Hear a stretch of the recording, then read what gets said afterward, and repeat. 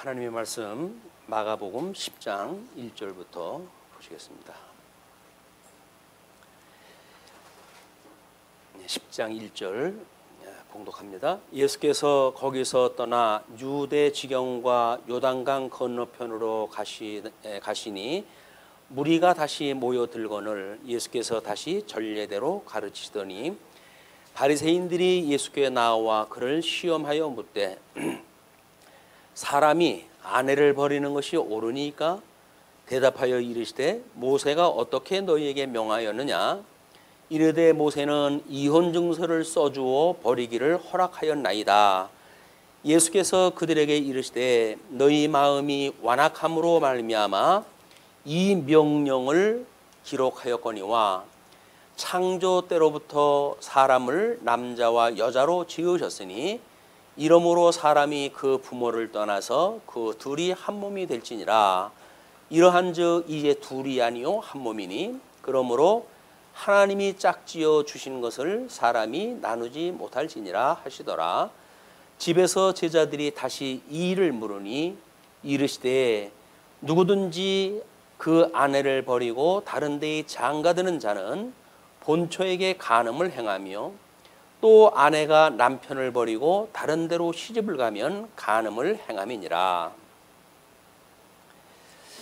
자, 우리는 지금 10장 1절로 31절을 생활 원리를 통한 증거라고 이렇게 제목을 잡아놓고 그거는 예고를 통한 증거입니다. 그 예고를 통한 증거는 제2절에 사역과 예고로 증거한다고 하는 그 내용으로 제2장 낮아지신 신분을 증거하는 내용 중의 이야기예요.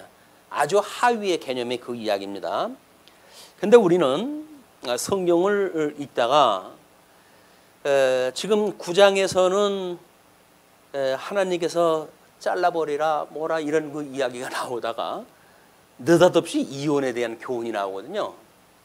근데 이런 거를 우리가 통전적으로 성경을 읽어 나가질 않은 한 그냥 10장 1절서부터 12절까지 그 내용을 가지고 이혼에 대한 교훈으로 우리가 그냥 보게 되면 그냥 문자적으로 그렇게 끝나고 말아요. 그런데 마가가 지금 성경을 기록을 갖다 했을 적에는 나름대로 뭔가 복음이라고 하는 신학적 논증을 해가는 거 아니겠어요? 그 논증이 이 얘기했다 저 얘기했다 뭐 이렇게 해가지고 쓰지는 않았을 거란 말이에요. 마가가 나름대로 어떤 논리를 가지고 그 로마 일대에 뭐 유대인들도 물론 포함이 되어져 있겠지만 이방인들이 그 복음이 뭔지를 모르는 사람들한테 예수님의 그 어떤 행적을 통해 가지고 사역을 통해 가지고 이분이 너희들이 보는 그 구약 성경에 언약되어진 메시아다. 지금 이걸 증거하는 거라고 하면 그렇게 내용이 산발적으로 이리 뛰고 저리 뛰고 하질 않아요. 그래서 우리가 그 논리를 찾아낸다는 이야기는 매우 중요한 의미가 있습니다. 뭐 일반 책도 마찬가지죠. 뭐 일반 책이야 뭐 역사나 시간 세계를 중심으로 해가지고 배열이 되니까 그 이야기로 쭉 읽어 나가면 자연스럽게 뭐 역사를 이해한다거나 또는 뭐 그 연속국을 우리가 이해한다거나 하는 데는 뭐 그렇게 어려움이 없어요. 그러나 성경이라고 하는 그 이야기는 일반적인 삶의 어떤 형상을 통해 가지고 지금 언급이 돼요. 이혼이라고 하는 사건을 통해서 이야기가 시작되는데 다만 우리는 그 9장을 읽고 10장을 읽으면서 아니 뭐 느닷없이 이혼 얘기는 또 왜 나와? 이렇게 의심이 든다는 거예요. 그렇게 했을 때 그렇다고 한다면 이 이혼에 대한 교훈이 단순한 이혼의 교훈이 아니겠지 라고 하는 짐작을 할 수밖에 없잖아요. 우리 9장을 읽어 할 때도 끊임없이 구약 성경을 통해 가지고 이걸 확인했다 했기 때문에 그렇습니다. 그리고 우리 10장 1절서부터 31절까지의 작은 제목들을 보게 되면 영생이라고 하는 소제목의 제목가 돋보여요. 영생. 그렇다고 한다면 천국에 들어갈 때 손을 자르고 눈을 빼고 들어가는 것이 낫다. 뭐 이렇게 이야기하셨던 이 마가가 느닷없이 이 지경에 또 웬 영생? 그렇지 않아요? 영생이라고 하는 건 뭔가 이렇게 승리의 어떤 그런 그 장르가 진행이 되면서 그리고 그렇게 찬란한 영생에 대한 걸 보여주게 되면 뭐 자연스럽잖아요, 흐르니. 근데 이거는 완전히 뭐 유수 또는 예수 그리스도가 자그마한 제 순환에 대한 예고를 끊임없이 해가는 가운데 영생이라고 하는 이야기가 나오니까 그렇다고 한다면 또 이건 무슨 논리일까? 라고 하는 것이 하나로 연결되어지기가 만만치 않아요. 그래서 제가 고심을 갖다 하던 끝에 이거는 분명히 마가라고는 그 나름대로 성령의 감동을 받아가지고 예수 그리스도를 증거하고 있는 거 아닙니까? 그건 예수 그리스도를 증거하면서 지금 이제 신분이라고 하는 걸 통해 가지고 우리 이 예수가 그리스도라고 하는 사실을 증거하는 거란 말이에요. 이분의 신분을 통해 가지고 예수가 그리스도라라고 하는 걸 증거를 하는데, 신분에 대한 거는 우리가 뭐 지금까지 되어진 거는 선제의 신분을 통해 가지고 예수가 그리스도라고 증거했고, 제가 우리가 제일 끝에 와 있지만은 우리 비하의 신분을 통해 가지고 예수 그리스도께서 낮아지시는 신분을 통해 가지고 예수가 그리스도라고 하는 사실 증거되어지고 있단 말이에요. 그러면 지금 당신이 낮아지는 그 내용을 끊임없이 순환에 대한 세 차례 예고를 통해 가지고 비하의 신분을 증거하는 거 아니겠어요? 그러면 이 비하를 순환 예고라고 하는, 이 순환 예고라고 하는 가운데에 있고, 이 순환 예고라고 하는 내용을 이야기를 하다가 지금 영생에 대한 것이 논리적으로 언급이 되어진단 말이야. 그 영생에 대한 여러 가지 이야기를 갖다 하는데 지금 제일 첫째 10장 1절로 12절까지가 결혼 문제로 이게 나온 거거든요. 그럼 이게 뭔가 논리적으로 뭔가 연결이 되어지겠죠. 그래도 신학적 변증서인데 그것이 뭐 아무런 논리도 없고 뭐 이 얘기했다 저 얘기했다 하는 이야기가 아니라고 하는 것은, 적어도 일반 서신을 봐도 우리가 그런데 이게 그래도 성령의 감동을 받아가지고 마가라고 하는 기자가 신학적 논증을 했다고 한다면 필시 이것이 지금 무슨 이유가 있을 거예요. 그래서 예수 그리스도를 우리가 기점으로 해가지고 이거를 신약이라고 이야기를 했는데, 우리 주보에 그 두 번째 성경 구절을 그런 말씀을 소개를 갖다 해드렸어요. 예수님께서 너희들이 성경에서 영생을 얻는 줄 알고 상고하거니와 이것이 곧 내게 대하여 증거한 것이다, 이렇게 이야기가 되어졌거든요. 그런데 그때 예수님이 성경이라고 말했던 것은 신약 성경이 만들어지기 전이에요. 그러니까 분명히 그들이 가지고 있는 구약 성경을 지금 이야기를 하는 거죠. 너희들이 이 구약 성경을 상고를 갖다 하면서 끊임없이 말씀을 묵상을 하고 말씀을 연구하고 그러는데 그것이 나에 대해서 증거한 거다, 그 이야기예요.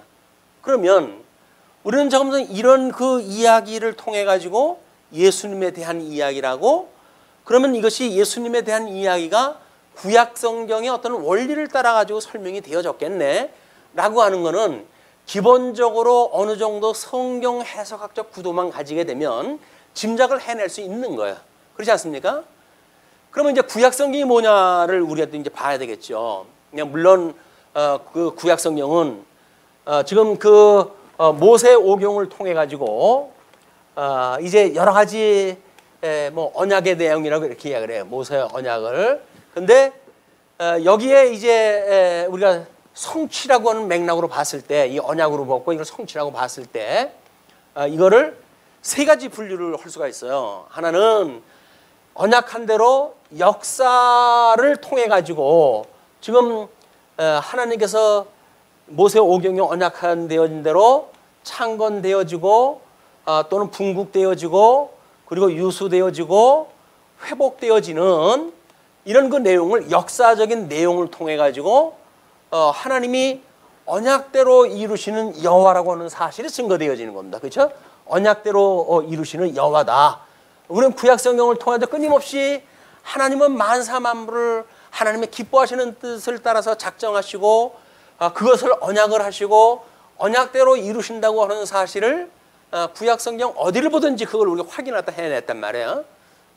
자, 그렇다고 한다면 그 여호와를 우리가 증거해내는 방법이 이런 역사서의 내용을 가지고 우리 이제 구약 성경을 크게 모세 오경을 빼놓고 우리 성경을 나누게 되면 역사서의 내용과 그 다음에 역사서의 초기 상황 이걸 중심으로 되어져 있는 시가서와 그리고 유수 때로부터 회복에 이르는 이런 역사의 종반부에 이르는 선지서의 내용 이렇게 아주 세 가지의 성경을 우리는 볼 수가 있어요.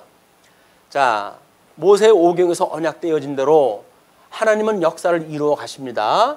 그리고 그 역사를 이루는 내용을 보고 하나님이 그렇게 역사를 이루어 가시는군요 라고 하는 걸 통해 가지고 하나님이 어떠한 분인가를 깨달은 사람들이 노래한 것 그걸 우리가 속성 찬송이라고 이렇게 해서 속성 하나님의 속성이 어떠한가를 찬양하는 내용으로 오실 메시아를 언약한 내용이다. 이게 시가서의 내용이에요. 그리고 선지서는 이제 우리 역사 섭리를 하다 봤을 적에는 하나님께서 이것이 언약한 대로 이제 만사를 이루어 가시는 역사로 되어져 있잖아요. 그래서 하나님이 하시는 일, 이 하나님이 하시는 일이 무엇인가를 중심으로 해가지고 역사가 소개가 되어진 거야. 그래서 창세기에서부터 뭐 창조의 역사가 기록되어지고 그리고 언약 성취 섭리에 대한 이런 그 내용으로 해가지고 지금 이 사역이 소개가 되어진 거 아닙니까? 그러니까는 우리가 이제 신론이라고 이렇게 이야기를 하는데 구약 성경을 통해 가지고는 하나님, 뭐 우리 여호와라고 하는 뭐 이런 성부 하나님의 맥락으로 볼 수가 있지만 그 성부 하나님의 과연 사역이 무엇인가? 이 사역은 천지 만물을 지으시고 물론 그 창조할 적에는 삼위 하나님이 다 계셨던 거예요. 그 창조를 다 하시고 그리고 메시아를 언약을 하시고 메시아를 성취하시는 것이 구약의 역사서의 전부예요. 그래서 창건되어진 것이 뭐 이제 여호수아로부터 사사기에 이르기까지 하나님께 약속한 땅을 누리고 살잖아요. 그걸 우리가 통시적으로 성취되어진 역사예요.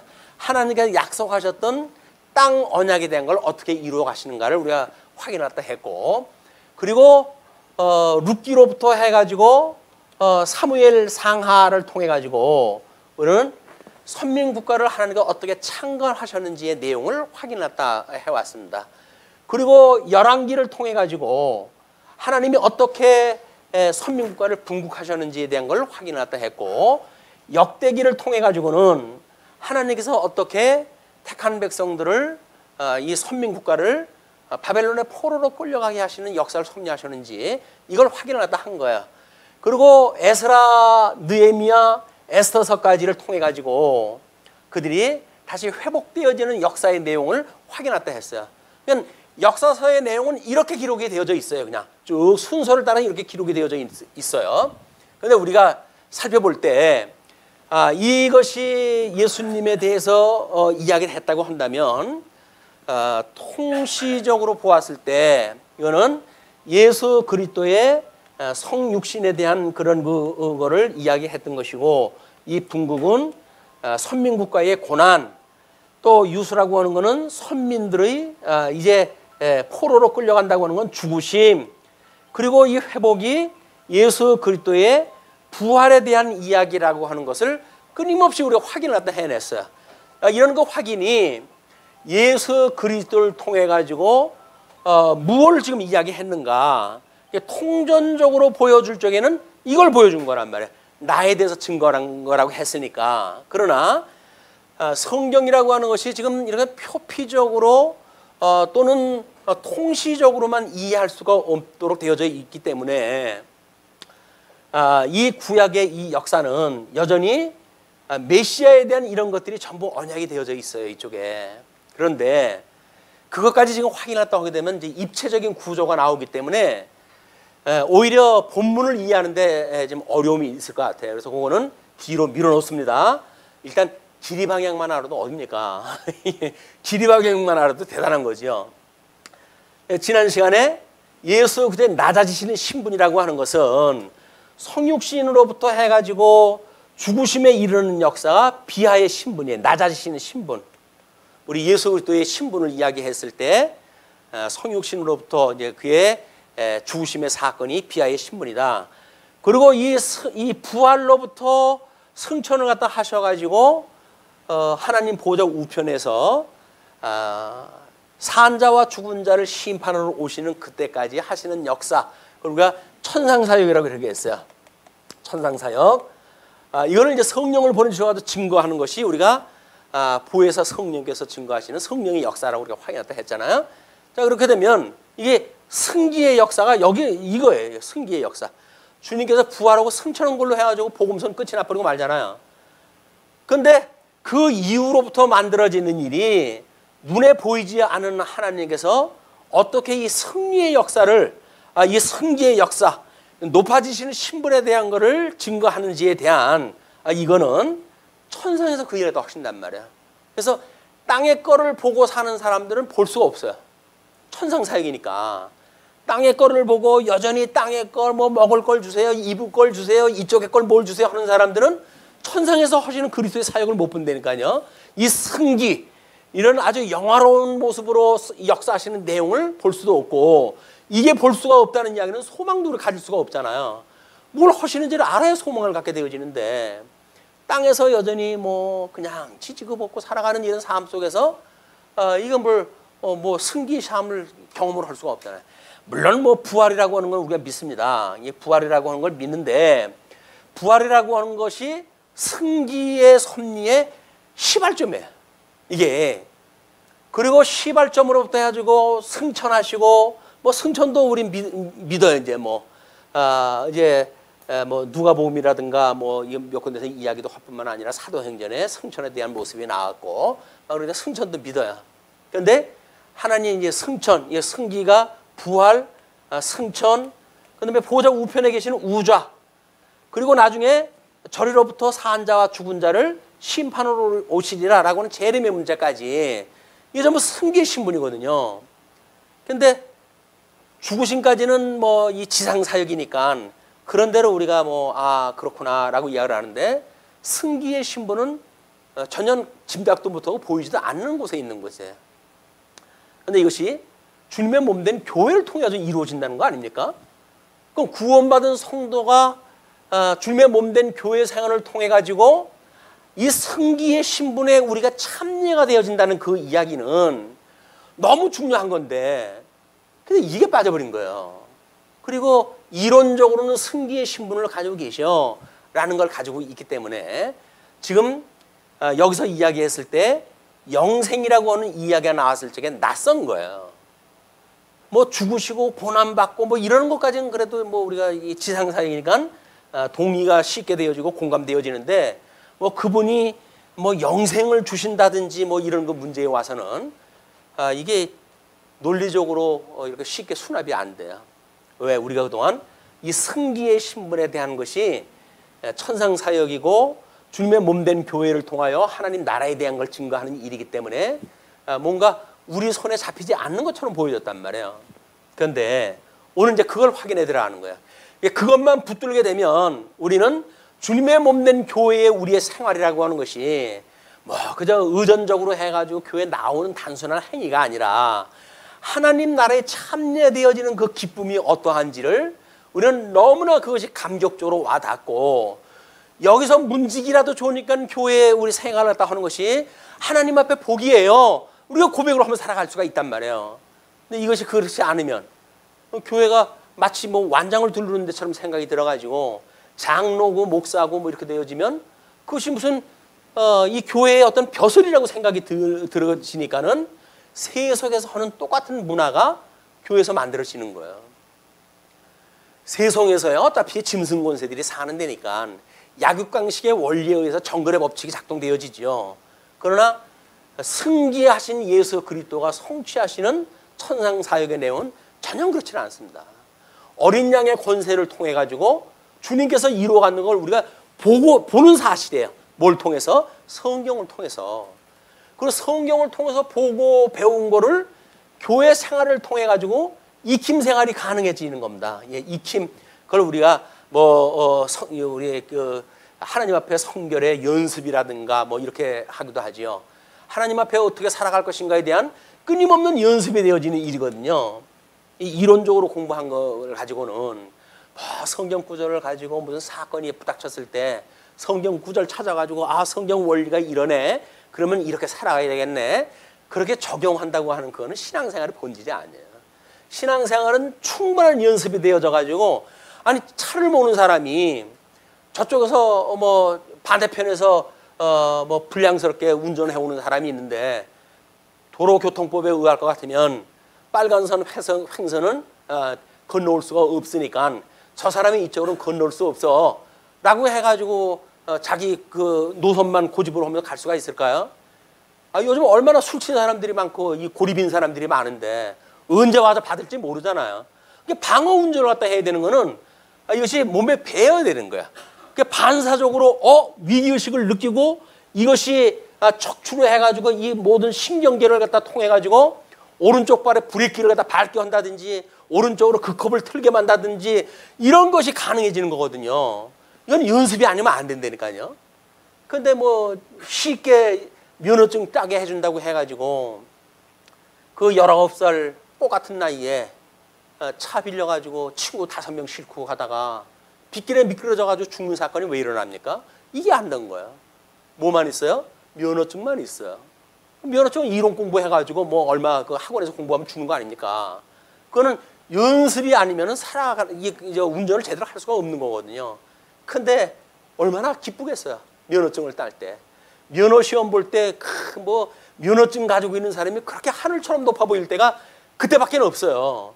그리고 이제 뭐 병아리 때 좀 벗게 되면 뭐 언제 네가 나의 고참이냐 해가지고 막 추월을 갖다 해야 되고 막 연습을 갖다 하니까는 보복을 당하고 이제 이런 문제가 만들어지는 거거든요. 그때처럼 존경스러운 모습으로 운전 잘하는 분들을 보게 되면 참 저분은 많이 훈련된 분이로구나. 저분하고 걔네 시비 붙는 거는 예의가 아니지. 라고 해가지고 양보 운전을 갖다 하고 그러면 왜 이 아픔이 있겠어요. 근데 뭐 조금만 실력이 만들어지면 뭐예요 이게? 너나 나나 도끼인 개낀이라는 거예요. 이제 연륜도 필요 없고 무슨 그 사람의 경력도 필요가 없어요. 그러니까 마구잡이로 하다가 사고가 나고 난리가 나는 겁니다. 신앙생활도 마찬가지예요. 신앙생활도 성경을 아무리 읽어가지고 되었다고 하더라도 성경을 읽고 다 외우면 뭐랍니까? 예수님 오셨을 때 유대인들이 성경을 달달달달 외우던 사람들 아니에요? 아무 소용이 없잖아요. 메시아인지를 모르고 십자가에 못 박아 죽이는 것이 그 사람들이에요. 성경을 그렇게 잘 알고 외우고 했던 사람들이 예수님을 죽여버리고 안 되니까요. 그러면 신약교회에서는 어떨까요? 예수님을 잘 믿는다는 사람들이 예수님을 정말 믿고 살까요? 예수님 필요 없어요. 왜? 여기서 성경이 말하는 대로 다 지키고 있는데 예수님은 뭐 필요 있어요? 말은 예수님을 믿는다는데 사실은 예수님 믿는 게 아니에요. 나의 의를 믿고 나의 행위를 믿고 그러니까 다른 사람들한테 기고만장을 하다 하지. 내가 한 것이 없이 예수 그때 은혜로 내가 구원받았고 주님의 몸된 교회 생활을 한다면 그렇게 인식되어져 있다고 한다면 어떻게 다른 사람 앞에서 갑질을 하다 하고 그럴 수가 있겠어요.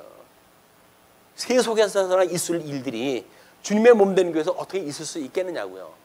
그 이야기는 교회 생활이 뭔지를 모르는 거예요. 다만 그냥 예수를 믿는 사람들이 모여가지고 세상 생활하고 똑같은 뭔가 동아리처럼 그래가지고 이걸 공동체라고 이렇게 이야기하는 사람들이 있어요. 공동체 생활을 다 하는 거다 이렇게 이야기를 하는데 우리는 예수 그리스도의 머리에 연합되어져 있는 유기체 살아있는 하나의 생명이에요. 그래서 머리가 우리한테 지령을 내리게 되면 온 신경계를 통해 가지고 온 신경이 우리 아주 전격적으로 이 익힌 공부에 의해 가지고 훈련이 됐기 때문에 그냥 자연스럽게 배어져 나오는 거야. 그리고 우리 주님께서 믿음의 행위라니까요. 열매. 그 열매가 우리가 맺는 것이 아니라 주님께서 주신 거기 때문에 자연스럽게 나오는 거예요. 그냥. 근데 그걸 내가 맺겠다고 그러니까 뭐 적용을 내가 한대나 뭐 어쨌거나 해가지고 성경 구절을 끌어다가 적용한다고 하니까 어느 세월에 교범 찾이고 뭐 FM 찾아가지고 이런 돌발 상황을 하겠어요. 실질적인 신앙생활에서는 성경 들여다보고 할 시간이 없다니까요. 신앙생활을 할 적에는 그때는 이미 예, 배운 공부로 해가지고 충분히 되어져 있는 그거를 익힌 공부에 의해 가지고 충분히 학습되어져 있는 걸 가지고 연습하는 가운데 믿음의 수준만큼 우리들의 행위가 나와요. 이 수준만큼 행위가 나오는 거지. 연습이 안 되는데 무슨 행위가 나옵니까? 어린애한테 돈 벌어오라고 하는 앵벌이도 아니고 그렇게 하는 거 아니에요. 철저하게 주님께 주신 믿음의 열매로 나오는 거기 때문에 우리는 예수가 그리스도다. 이 천상에서 하시는 분이, 이렇게 통치하시는 분이 주님의 몸된 교회를 온전히 지금 온전케 해가시고 계시다라고 하는 걸 믿는 거라니까요. 그러니까 온전케 하시는 예수를 바라보고 살아가는 사람들이 교회 생활을 하는 사람들이에요. 예수를 믿고 사는 사람들이라니까요. 예수님은 온데간 데가 없고 뭐 주님이 그렇게 말했으니까 내가 하겠습니다. 뭐 장한 것 같잖아요. 자기가 한다고 그랬으니까 참 많이 컸다 이렇게 되어지잖아요. 하나님께서 웃으십니다. 예. 무슨 먼지 주제에 뭘 한다고 그래 지가. 내가 할게. 넌 구구로 내가 하는 거 은혜나 입고 있어. 이렇게 이야기를 하는 거예요. 근데 그 은혜가 왠지 죄스럽고 내가 뭘 해야 될 것 같은 생각이 들어가지고 자기가 하겠다고 그러니까 특별히 이런 영생이라든지 뭐 영화로라든지 이런 이야기 할 적에는 왠지 가슴이 부풀어 오는 거예요. 내가 뭘 해가지고 여기에 올라갈까. 근데 오늘은 영생이라고 하는 걸 설명하기 위해서 1단계로 해가지고 결혼의 예를 드네요. 무슨 얘기예요 이게 또. 결혼에 대한 예를 들어가지고 영원한 생명을 이야기를 한다고 그러니 영원한 생명은 우리 예수님으로 말미암는 거죠. 모세오경에 보게 되면 하나님께서 아담에게 양대 언약을 주셨죠. 예, 복과 나라에 대한 언약을 갖다 하셨어요. 그런데 불순종으로 인해 가지고 이 아담이 불순종을 갖다 해가지고 이걸 상실했단 말이에요. 복도 상실을 갖다 했고 나라도 상실이 됐어요. 그러니까 복이 상실되어진 것이 이게 저주예요. 하나님과 원수되어진 상태로 안식을 누리지 못하고 살아가는 이 인생들의 비극의 삶이에요. 그리고 나라를 에덴 동산은 내쫓겼으니까 사망 권세가 주장하는 세속의 나라, 이 세속의 나라가 우리가 여기서 잉태되어지고 여기가 출생되어진 거 아닙니까? 우리의 본향과 같은 곳이에요. 본향과 같은 거. 그러니까 우리는 죄를 질 때마다 왠지 뭐 승리감을 맛보는 것 같고 그래요. 왜냐하면 여기서 잉태가 되어졌기 때문에 DNA 자체가 죄에 쩔어 있는 사람들이거든요. 죄를 뭔가 이렇게 하게 되면 아주 몸에 익숙해, 몸에 배어져 있어요. 그래서 믿음의 행위가 당연하게 나오듯이 우리는 이 죄의 열매가 아주 자연스럽게 나오는 거예요. 여기서 이렇게 살던 사람들에게 지금 아담을 통해 가지고 모형적 국가를 통해 가지고 예를 이걸 이제 설명하던 한 거 아닙니까? 그 예형적 이제 그 모형적인 예를 통해 가지고 언약을 갖다 했는데 아무리 봐도 예수님의 영생에 대한 이야기 그리고 뭐 결혼에 대한 이야기 이건 모세오경이나 올라가면 모를까? 뭐 여기서 무슨 논리를 따라 가지고 이걸 찾아볼 수가 없잖아요.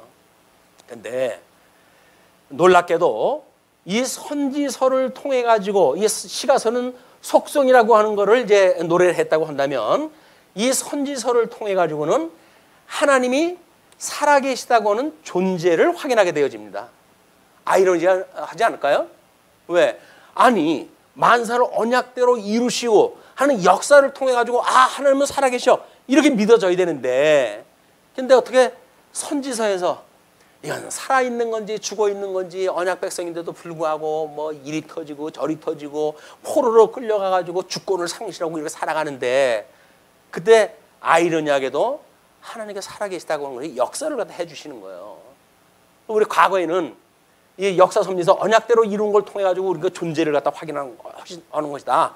그리고 이 뭐 선지서에서는 뭐 맨날 때리시고 싸매시고 뽑으시고 심으시고 흩으시고 모으시고 멸하시고 세우시고 하는 일이 그거니까 이건 하나님의 사역이다 이렇게 이야기하다 했어요. 그런데 그렇지 않아요. 우리는 여기에서 하나님의 이 역사서를 통해 가지고 하나님이 하시는 일이 무엇인가 그것이 창조 사역과 섭리 사역이에요. 그걸 섭리 사역이다 하고 그리고 시가서를 통해 가지고 하나님이 어떠한 분인가에 대한 속성을 우리가 깨닫게 되어지고 선지서를 통해 가지고는 하나님 정말 우리 사랑하시는 거 맞아요, 주님? 하나님 지금 살아계신 거예요? 언약하시는 하나님이 우리하고 좀 함께 계십니까? 함께 계시다고 한다면 어쩌게 나한테 이런 일이 있을 수 있어요? 택한 백성이 어떻게 이렇게 하나님의 말씀을 듣지 않고 이렇게 막 나가다가 이꼴을 당할 수가 있어요? 라고 하는 걸 전부 질문을 갖다 하는 사람들이 이때 이 유수로부터 이때의 사람들의 그 질문은 전부 질문이야. 하나님이 도대체 하나님이 우리를 뭘 사랑을 하십니까? 우리가 뭐 이삭은 에서는 뭐 미워하고 야곱은 사랑하셨다고 그러는데 뭐 사랑하는 역사가 이 지경입니까? 라고 이걸 하소연을 갖다 하는 사람들이라고요. 왜? 나라를 잃고 주권을 잃고 지금 이 바벨론의 포로 생활다 하는데 살맛이 나겠어요? 근데 학계 선지자도 그렇고 말라기 선지자도 그렇고 하는 이야기가 이 나중 영광이 먼저 영광보다 승하게 하시기 위해서 이 역사를 섭리하신다는 이야기예요. 그 이야기는 뭡니까? 이 회복에 참여한다는 이 이야기가 무엇이냐? 이거를 구약 사람들은 별로 감흥을 받지를 못합니다. 왜?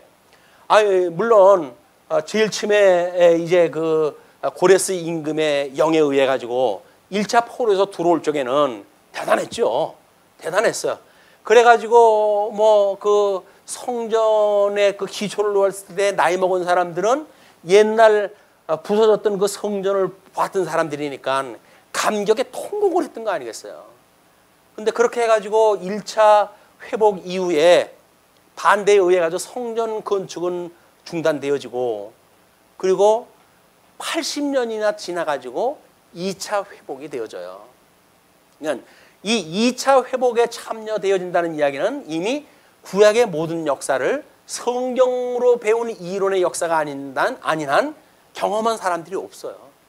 그런 사람들만 지금 2차 회복에 참여가 되어져 가지고 하나님의 이 나라 약속했던 가나안 땅, 이 약속했던 가나안 땅에 다시 돌아와 가지고 하나님을 섬기는 일에 참여가 되어진 사람들인데 그 사람들조차도 시간은 자꾸 가고 성전은 뭐 지어져 가는데 끊임없이 방해를 받고 그리고 느헤미야가 이제 에스라에 의해 가지고 다음에 느헤미야가 와 가지고 뭐 나름대로 성곽을 52일 만에 짓는데 그걸 지는 동안도 수없이 외적의 공격을 받는 거야. 너희들 주제에 무슨 성곽을 짓는다고 그러냐. 이런 놀림을 받으면서 이 성곽을 완성을 하거든요. 그게 예수님 오시기 전 444년의 일이에요. 그럼 주님 오시기 444년에 그 일이 됐는데 그러면 회복되어졌다는 하는 것이 나중 영광이 정말 먼저 영광보다 승했을까요? 아니잖아요. 성곽이 완성되어졌고 성전이 완성됐음에도 불구하고 먹을 것도 없고 오히려 바벨론의 포로로 끌려가는 것이 훨씬 나은지도 모르겠어요. 그걸 미리 알았던 사람들은 이거 참여하지를 않습니다.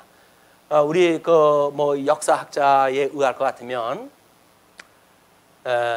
포로에서 회복될 때 참여시 하는 사람, 돈 많은 사람들이 참여를 하지 않았대요. 왜? 자리 잡고 다 사는데 이 불모지에 다시 돌아간다고 하는 거를 생각만 해도 끔찍한 일 아니겠어요? 그 사람들은 명분이 있죠. 내가 이 후방에서 돈 잘 벌어가지고 너희들 지원해 줄 테니까 나는 거기 몸으로 가가지고 내가 뭘 하겠니? 내가 여기서 남아가지고 그 일을 하겠다. 뭐 명분이 충분히 했을 거야. 뭐 많은 그런 사람들한테 뭐 지원을 해줬을지도 몰라요. 그러나 그 사람들은 하나님 나라 회복을 갖다 했을 때 여기는 전부 인구조사가 다 돼요. 어느 지파 어떤 그런 그 족속에서 몇 명인지에 대한 그 인원 파악이 전부 돼요. 그 사람만 사실은 하나님 나라의 백성의 이 지부책에 기록되어진 사람들이에요. 예. 하나님 나라의 그 이름이 기록되어진 사람들은 그 사람들 외에는 기록되어져 있지 않아요. 교회에 참여하지 않고 뭔가를 무슨 뭐 가나안 교인? 말이 가나안 교인이지 교회를 안 나오는 교인은 교인이 아니에요. 교자가 교회에 모여 있는 사람을 교인이라고 그러는데 교회 안 나오는데 무슨 교인이에요. 교인이. 그 사람은 교인이라고 그러지는 않고 뭐 성도라고 그러는지는 모르겠어요. 근데 그 성도가 주님의 몸된 이 교회를 통해 가지고 이 영화로운 하나님의 그런 그 일들을 자기 걸 모든 걸 포기해가면서 배우는 이 겸손한 자세가 없이 과연 그가 여기에 포함되어져 있는 성도일까? 매우 의심스럽습니다. 그게 역사적인 상황으로 해가지고 불가피한 일이라고 한다면 모르지만 지금처럼 뭐 이렇게 신앙생활하기 좋은 때에 무슨 뭐 목사가 타락을 했다나 뭐 기독교가 타락을 했다나 그래가지고 교회를 안 나온다고 한다면 그분은 예수를 믿는다고 그러니까. 근데 교회에서 선포되어지는 그런 의미를 익혀나가는 그런 그 일을 할 수가 없어요. 그러니까 그분은 이론으로 뭘 배울 수 있는지는 몰라요. 그러나 이미 몸으로 이런 경건의 연습이 되어져 있지는 않기 때문에 어떤 돌발 상황이 일어나면 어떡할 거야? 우리 교회 생활을 통해 가지고 뭐 끊임없는 연보를 한다든가 사랑의 수고를 갖다 하고 믿음의 역사가 일어나고 그리고 소망의 인내를 하면서 살아가는 거 아닙니까? 그걸 통해 가지고 우리는 연약한 자를 위해 가지고 연보를 더 하는 사람이 있고 어떻게 번 돈인데 그걸 왜 누구보다도 더 이 연보를 많이 하냐고요. 그러니까 형편이 어려운 사람을 위해 대신 짐을 지겠다는 거 아니에요. 그게 연보의 정신이고 복음의 정신인데 그런 거 없이 이 꼴 저 꼴 안 볼 거야 라고 해서 교회 나오지 않으면서 가난한 교인이라고 그러면서 성도라고 하는 이야기는 사실은 거짓말이에요. 거짓말. 물론 뭐 부분적으로 증말일 수가 있겠죠. 그러나 진리 체계라고 하는 전체적인 맥락으로 익힌 공부, 배운 공부와 익힌 공부라고 하는 이 모든 학습 과정을 예수 그리스도에 매여져 있는 상태에서 공부하는 사람이라고 한다면 그렇게 쉽지는 않은 거란 말이에요. 적응이 안 돼요. 아니, 교회에서도 믿음이 어린 사람에 대한 봉사를 못 하던 사람이 나가서 무슨 봉사를 하겠어요. 조금 힘든 일 있으면 에이 집어치고 말지. 그러나 교회에서 끊임없이 자기보다 형편어려운 사람을 위해 가지고 짐을 지고 사랑의 수고를 갖다 하고 이렇게 하던 사람들은 몸에 그 자꾸 배는 거예요. 배는 거예요. 그게 경건의 연습이다. 경건의 연습을 뭐 엉뚱한 데 가지고 수도원처럼 어디 뭐 기도원에 들어가지고 하는 거 아니에요. 이거는 지지구복구하는 교회 생활, 이중적 그런 그 육적 소욕과 영적 소욕을 다 가지고 있는 교인들이 모여져 있는 곳, 이곳에서 경건의 연습을 다 하는 것이다. 교회가 온전하지 않기 때문에 교회 안 나온다. 그건 거짓말이에요. 교회는 여태껏 완전했던 데가 없어요. 육신을 가지고 있는데 어떻게 완전해요? 불완전하지. 끊임없이 음부의 권세가 공격을 해오고 짐승 권세가 공격을 해오는 것이 주님의 몸된 교회인데 역설적으로 주님께서 뭘 이야기하는 거야? 그렇게 음부의 권세가 너희들을 공격할지라도 결코 무너뜨리지 못하게 할 것이야. 주님께서 그걸 우리한테 보여주는 거라니까요. 그걸 배우는 거예요. 그걸. 음부의 권세가 무너뜨리지 못한다는 걸 배우는 거라니까요. 여기서 자기가 잘나고 무슨 완벽한 걸 뭘 만들어가지고 뭘 하겠다? 아니에요. 나는 부족한데 그럼에도 불구하고 어떻게 나를 도구로 쓰셔서 주님의 몸된 교회에 이런 아름다운 일을 해가게 하십니까? 그래야 은혜의 감동을 가지고 여기서 겸허한 마음을 가지고 봉사를 하게 되지. 완전한 걸 해보십시오. 기고만장하지. 다 정죄 대상이지 뭐. 예. 성경대로 잘 산다고 하는 목사님들은 전부 정죄 대상이에요. 장로가 그래가지고 됩니까? 집사가 그래가지고 됩니까? 뭐 이래가지고 이야기다 하는 거예요. 물론 뭐 잘못되어지는 거를 어떤 적법 절차에 의해 가지고 하는 거를 뭐라고 그러는 거 아니에요. 그걸 자기는 무모한 것처럼 이야기하는 데에 함정이 있다. 여기에 나중 영광이 먼저 영광보다 승하다 그러는데 안 그래요. 그 다니엘서 예언을 이루시기 위해서 하나님께서 165년 이제 이스라엘이 모형적으로 뭔가 그래도 광복을 갖다 하고 예수님 오실 때까지 로마 제국이 등장하기 전까지 통일 왕국을 이 어떤 주권을 가지고 회복되어진 나라가 165년서부터 시작이 되어지는데 그 전에는 444년에 성곽이 완성이 되어지고 165년까지도 맨날 치질궁상이었어요. 치질궁상. 그러니까는 여기서 지금 이 회복 때에 말라기 선지자가 제일 마지막에 등장을 하잖아요. 그래가지고 너희 11조 좀 내라. 그 하나님 시험을 갖다 해봐라. 복을 주는지 안 주는지. 너희들이 왜 복을 못 받니? 11조를 갖다 안 내니까 11조로 봉사를 갖다 해야 되는 제사장들이 돈 벌러 가버리고 그냥 제사 사역이 안 되니까 너희들이 이 복이 회복이 안 되는 거야. 이 저주 가운데 있는 거야. 그 이야기예요. 11조가 뭐예요? 예수 그리스도를 통해서 이루어지는 대속사역이라니까요. 이거를 지금 11조를 이야기를 했더니 기껏 돈 내라는 걸로 이걸 이야기를 하니까 그 사람들한테 어떻게 이 복음을 증거를 합니까? 결혼 문제 나오니까 당장 그냥 결혼 문제로 직접 들어오지. 뭐가 이게 복음까지 갈 이유가 뭐가 있어요? 그러니까 이게 우리가 성경을 해석하는데 어려움이 있는 거야.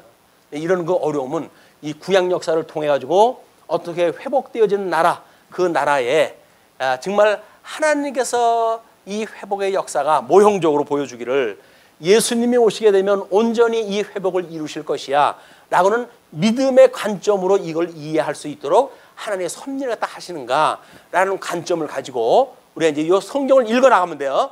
우리 지난 시간도 그랬지만 성경만 읽어 나가면 그래 그냥 그런 대로 뭐 이게 다 해석이 돼 버리는 거야. 10장 1절에 그 이야기가 그겁니다. 지금 2절에 바리새인들이 예수께 나와서 그를 시험하여 물었어요. 이 시험했다는 그 이야기는 이미 미혹이 들어온 거지요. 그 미혹을 여기서 예수님을 미혹하는 이 사단의 권세로부터 예수님이 답변을 한다고 하는 걸 이제 우리가 이야기를 해야 예수님이 40일 금식을 받고 시험을 당했을 때 그 시험이 다 뭘 가지고 물리쳤죠? 구약 성경의 논리를 가지고 무너뜨린 거 아니에요. 여전히 예수님이 공생을 갖다 할 적에도 예수님을 공격하는 자들은 구약 성경을 통해서 이걸 갖다 다 무너뜨려야 돼요.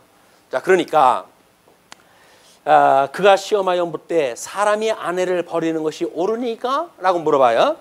그러니까 예수님이 대답하여 이르시되 모세가 어떻게 너에게 명하셨느냐? 성경대로 지금 공격을 갖다 해올 테니까 성경적인 근거를 가지고 지금 이제 예수님이 미리 이 판을 깔아놓으시는 거야. 그랬더니 이르되 모세는 이혼 증서를 써주어 버리기를 허락하였나이다.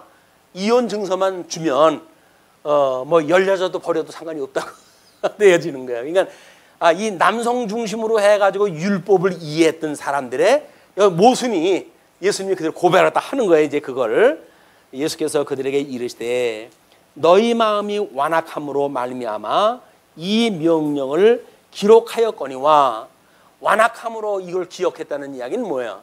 하나님께서 여기서 율법을 주신 것, 이 율법을 주신 이유가 뭐예요? 이것이 율법을 주신 것이 이들이 죄 아래 있다고 하는 것을 고발하는 사건이란 말이에요. 그러니까 죄가 죄로 드러나게 하시기 위해서 이걸 준 거 아니겠어요?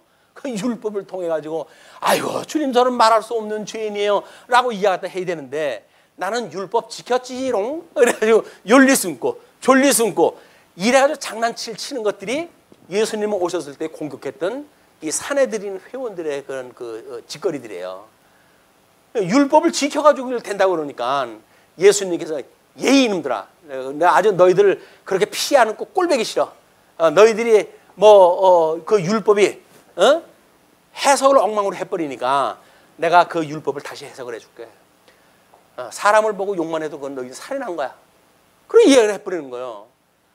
내가 언제 죽였어라고 하는 사람들한테 미워하는 마음을 얼마나 가지고 있어요. 맨날 자고 일어나면 미워하는 걸로 해가지고 아침을 뜨고 눈을 뜨고 사람 미워하는 걸로 해가지고 위안 삼고 지금 잠을 자는 것이 인생들 아닙니까? 뭐 누구를 사랑하는 마음 가지고 살아갑니까? 눈 뜨는 순간 저 왼손 오늘 하루 또 살아가야 되나? 뭐 이런 눈 감으면서 저 인간 안 봐서 다행이다 싶어가지고 이제 가고 그러는 거 아니겠어요? 근데 율법이 죄를 깨닫게 하시는 일이라고 하는 거는 아담으로 인해 가지고 전부 지금 어지에 있다고요. 이 복이 변하여 저주를 받고 있다는 거 아니겠어요?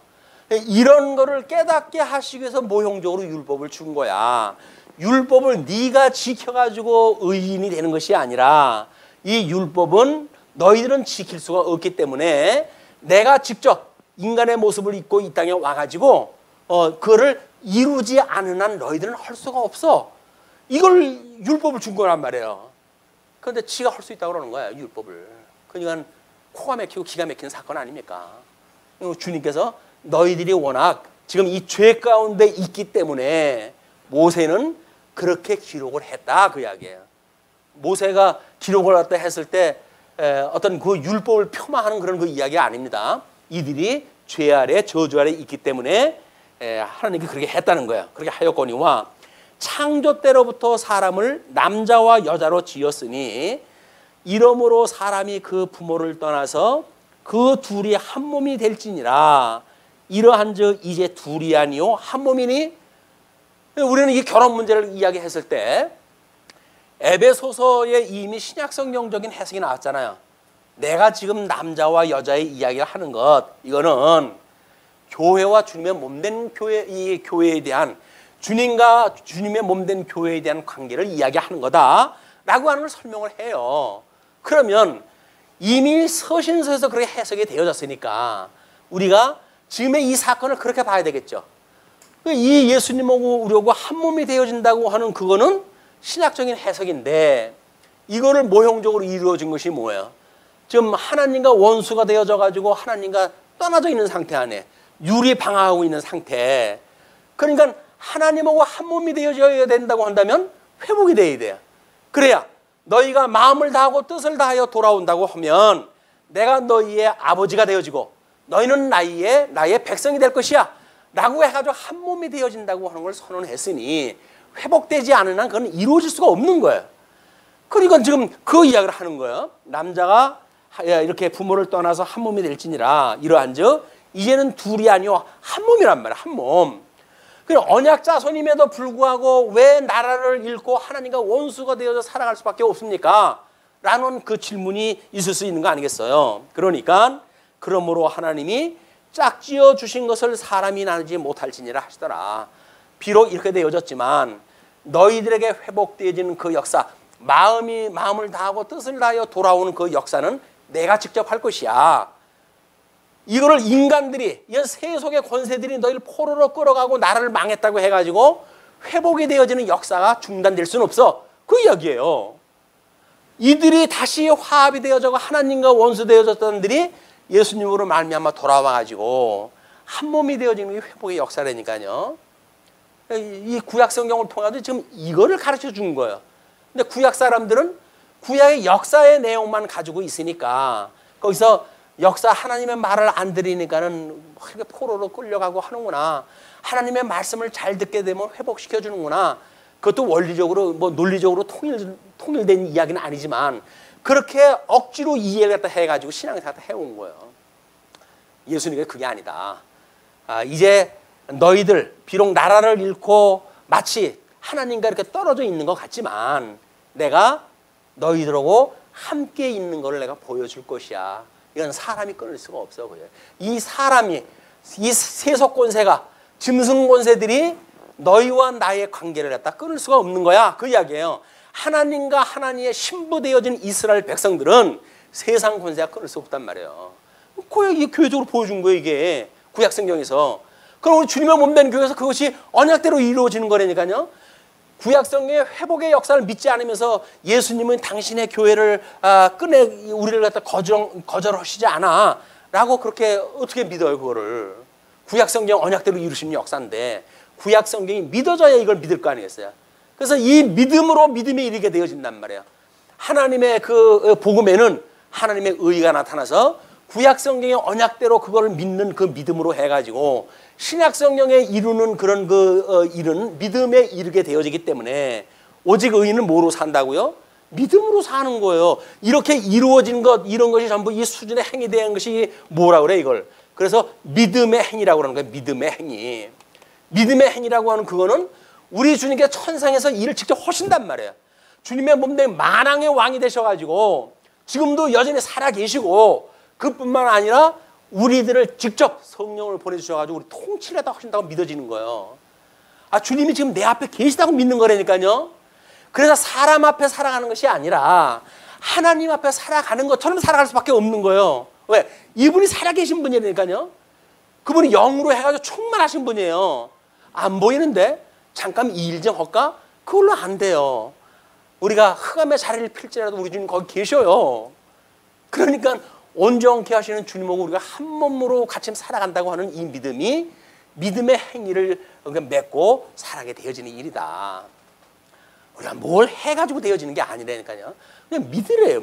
믿기만 하래요. 믿기만 하래요. 다른 거 하지 말고 그냥 믿기만 해. 주님 그래도 제가 주님이 일을 갖다 해야 되는데요. 어떻게 하는 것이 하나님의 일을 갖다 하는 겁니까? 라고 물으니까 뭐라 그래요? 주님?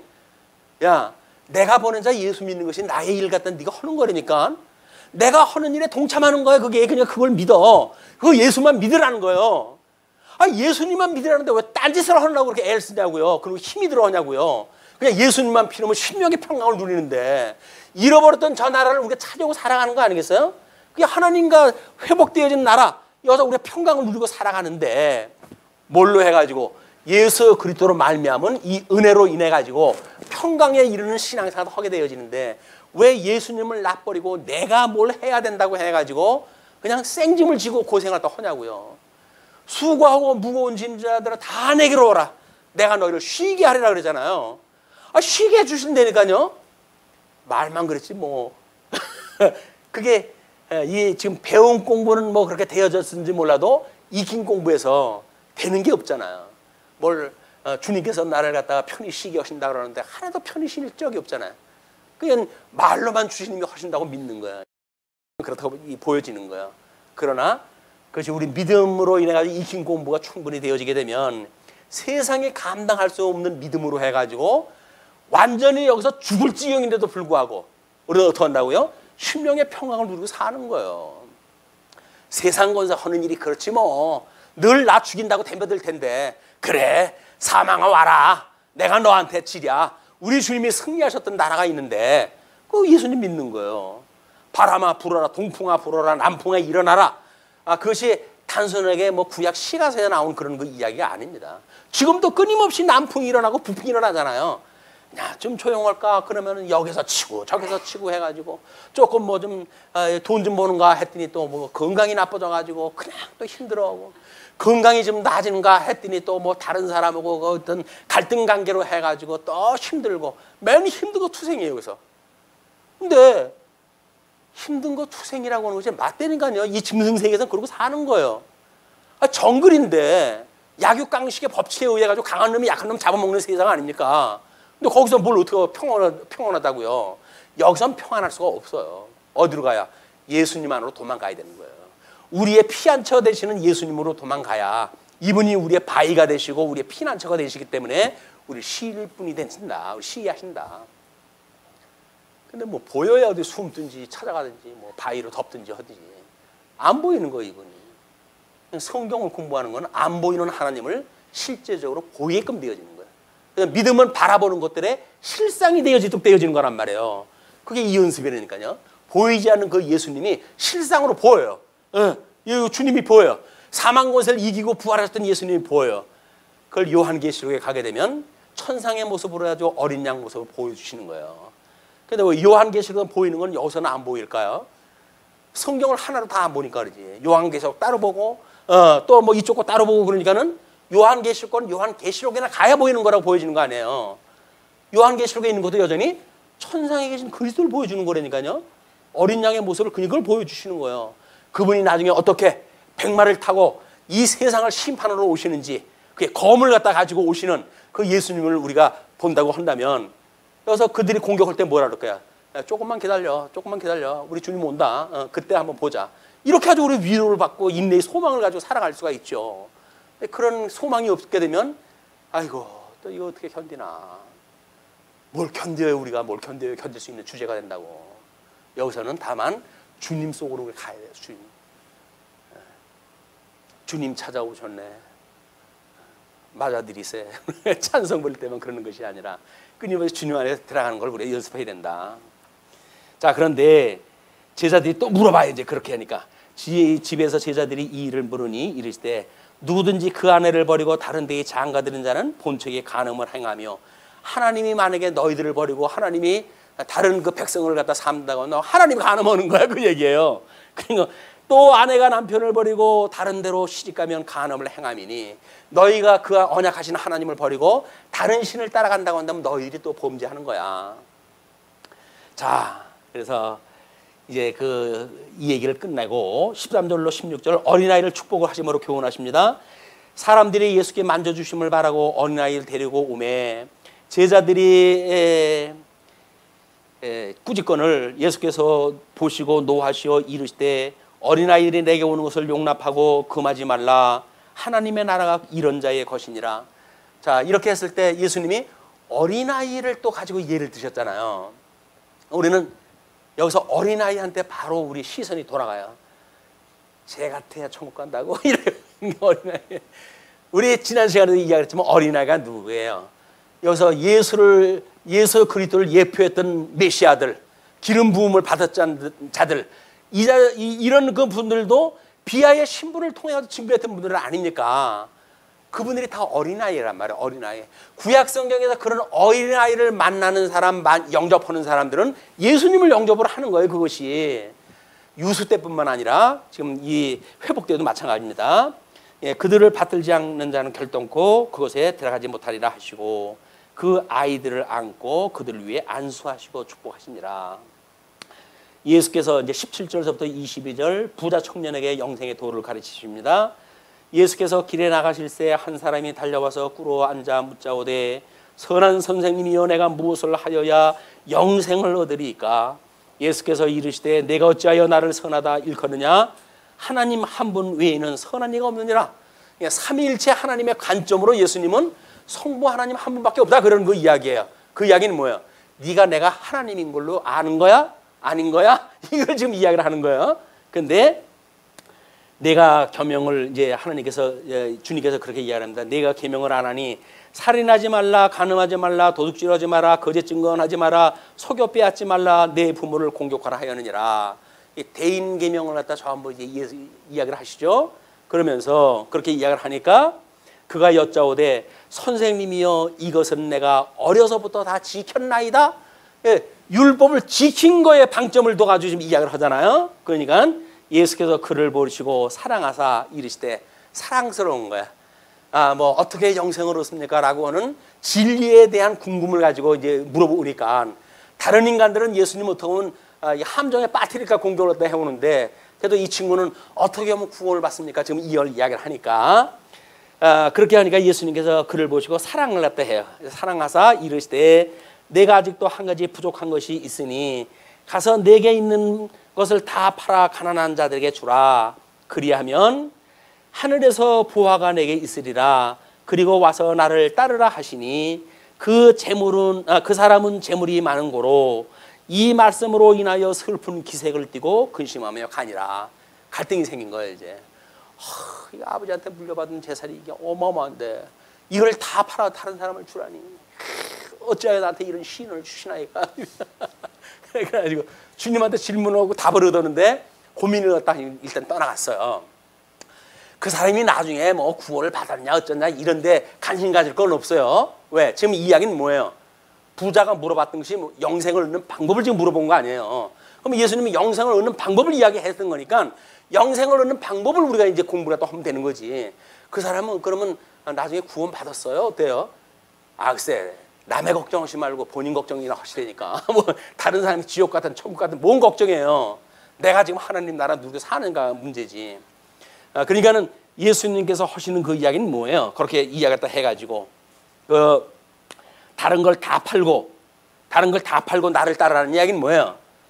이 세속적인 거 유수 기간 동안에 네가 뭘 가지고 있었다고 한다면 이걸 다 버리고 회복에 참여하는 것이 곧 나를 영접하는 것이야. 나를 영접하는 것이 영생을 얻는 거야. 그 이야기 아니겠어요? 구약 성경을 지금 해석을 했다 해준 거야. 너희들이 성경을 제대로 알고 있니? 여기서 돈 많이 벌었다고 안 온 애들 있지? 걔네들은 하나님 나라 갈 수 없는 거야.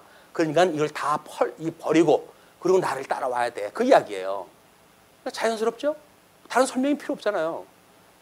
그래 놓고 이제 그 17절서부터 그 23절서부터 이야기가 끊어진 거야.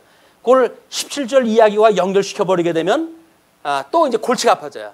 근데 그 동그라미 있는 표시를 봐가지고 대충 끊어진 다른 이야기로 우리 이해를 하시면 됩니다. 예수께서 둘러보시고 제자들에게 이르시되 재물이 있는 자는 하나님의 나라에 들어가기가 심히 어렵도다 하시니 그 이야기는 부자 청년을 말하는 거예요. 뭐예요? 그냥 돈 많은 자 이야기 한 거예요. 부자 청년하고 연결시키니까 구원 받았냐 안 받았냐라고 하는 오해를 자꾸 불러일으키는 거야. 여기는 돈 많은 자, 부자 그 이야기를 하는 거예요. 부자라는 게 뭐예요? 이 세속에 부유한 자, 이 세상에 부유한 자는 부족함이 없잖아요. 근데 뭐 다른 길을 왜 찾아요? 여기 부유한 데 와서 누리고 살면 되지. 근데 예수님을 찾는 자들은 뭐예요?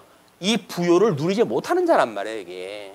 그러니까는 여기 유수에서 회복을 했다 하는 사람들을 보게 되면 돈 많은 사람들이 참여가 되어진 게 아니에요. 혹시 나라에 가게 되면 또 먹고 사는 걸 해도 해결이 될까 하는 사람들이 왔지, 돈 많은 자가 자리 잡고 사는 사람들은 안 왔다. 자, 그러니까 제자들이 그 말씀에 놀라는지라 예수께서 다시 대답하여 이르시되 얘들아 하나님의 나라에 들어가기가 얼마나 어려운지 낙타가 바늘기로 나가는 것이 부자가 하나님의 나라에 들어가는 것보다 쉬우니라 하시니, 이 부자라고 하는 그 이야기는 모든 부자의 총칭이 아니라 돈이 있어서 회복에 참여하지 않았던 그 사람들을 이야기하는 거예요. 자꾸 부자로 해가지고 돈 있는 사람이 여기다 또 부담 느끼면 안 되는 거예요. 예수님을 믿는다 그러면서 그는 이혼 문제 때문에 아이고 그러면 내가 이걸 하나님의 법으로 옮겼으니까 내가 이게 뭐 잘못되어진 건가, 이런 쪽으로 해석이 돌아가면 안 된단 말이에요. 그 이야기는 주님 안에서 복음을 누리게 되어지게 되면 믿음의 수준에 의해 가지고 우리가 어떻게 해석하는가에 대한 문제는 신령한 해석이지 육적인 그런 해석으로 떨어지면 안 된단 말이에요. 너가 그렇게 하나님을 갖다 믿지 않으니까 병든 거야 이렇게 이해하지 겁주고 그러면 안 돼요. 지는 뭐 하나님 앞에 얼마나 충성하고 살아간다고 병을 갖다 안 가지고 살아요. 그런 게 아닙니다. 그러니 제자들이 매우 놀라 서로 말하되 그런즉 누가 구원을 얻을 수 있는가 하니 예수께서 그들을 보시며 이르시되 사람으로는 할 수 없으되 하나님으로는 그렇지 아니하니 하나님으로서는 다 하실 수 있느니라. 언약되어진 백성들은 돌아올 수밖에 없어. 그런 그 이야기예요. 왜 하나님이 그런 마음을 주시니까 그들이 돌아오게 되어진다. 베드로가 여짜와 이르되 보소서 우리가 모든 것을 버리고 주를 따랐나이다. 기회를 갖다 잡은 거야 이제. 그래가지고 이야기를 하니까 예수께서 이르시되 내가 진실로 너에게 이르노니 나와 복음을 위하여 집이나 형제나 자매나 어머니나 아버지나 자식이나 전토를 벌인 자는 현세에 있어 집과 형제와 자매와 어머니와 자식과 전토를 100배나 받되, 100배나 욕기도 아니고 정말 100배를 주실까요? 100배를 받는다는 이야기는 뭐예요? 여기서 가지고 누릴 수 있는 이런 것을 하나님께서 주시지 않았지만 신령한 하나님 나라에 들어가게 되어지니까 전부 어머니고 전부 여기 아버지고 전부 형제고 형제 자매 아니에요. 우리 교회가 교인이 적으니까 얼마 안 되는 것 같지만 큰 교회는 수천 명씩 줬어요. 그런데도 불구하고 교인을 뭐 이걸 세속적으로 생각했다 해가지고 발 아래 때만큼도 여기질 않으면서 무슨 어머니고 아버지고 그런 이야기를 합니까? 복이 있는 자는 이미 하나님 나라에 회복되어진 자는 그 나라를 유업으로 이은 자는 주 안에서 다 부모고 주 안에서 다 자녀고 주 안에서 다 우리 자매고 형제라니까요. 근데 뭘 그렇게 뭘 시기를 가지고 뭐 질투를 하고 미워하고 어떻게 하겠다고요. 하나님 나라 백성인 줄 믿습니까? 아멘하잖아요. 거기는 아멘하잖아요. 그 이야기하는 거는 그것도 아멘을 갖다 해야지. 그 얘기는 글쎄 그거는 좀 어려운데요. 다른 사람 뭐 내 지금 가정 꾸리기도 힘든데 다른 가정까지 위해 가지고 보는 건 내가 힘이 붙입니다. 그런 마음 가지고 기도해 줄 수가 없어요. 예. 근데 현세에서 집과 형제와 자매와 어머니와 자식과 전토를 100배나 받되 박해를 겸하여 받고 내세에 영생을 받지 못할 자가 없느니라. 현세에서는 어떻게 하고? 현세에서는 여기서 받고 여기서 받는다는 이야기는 뭐예요? 주님의 몸된 교회에서 그거를 우리가 경험적으로 경건의 대상으로 그걸 누리고 살고, 그리고 영생이라고 하는 거는 여기서 받는 것 아니에요. 그러니까 내세에 영원한 생명을 받지 못할 자가 없다 그 이야기죠. 그러나 먼저 된 자로서 나중되고 나중된 자로서 먼저 될 자가 많으니라. 이렇게 율법이 되어졌지만 이 성경이 기록되어졌지만 이걸 믿지 아니하게 되면 너희들은 여기 참여하지 못하고 이걸 모르고 있었던 이방인들은 오히려 하나님과 화목을 이루어가지고 하나님 나라 백성이 되어지고, 그래서 나중되어진 자가 먼저 되어지고 먼저 언약을 받았던 너희들은 나중되어진다. 그 나중이 언제요? 주님 오실 때 나중에 창감남 나무 잠고 회복할 때 그때나 이루어진다고 하니까 얼마나 이게 아픔입니까? 우리도 마찬가지입니다. 먼저 언약을 받았다고 하는 그런 그 일들이 끊임없이 간직을 갖다 해서 정말 우리 주님 오시는 그때까지 이 견인의 은혜에 참여되어지는 은혜가 얼마나 큰지 그걸 노래하고 찬양할 수 있는 이런 그 기회가 됐으면 좋겠습니다. 기도하시겠습니다.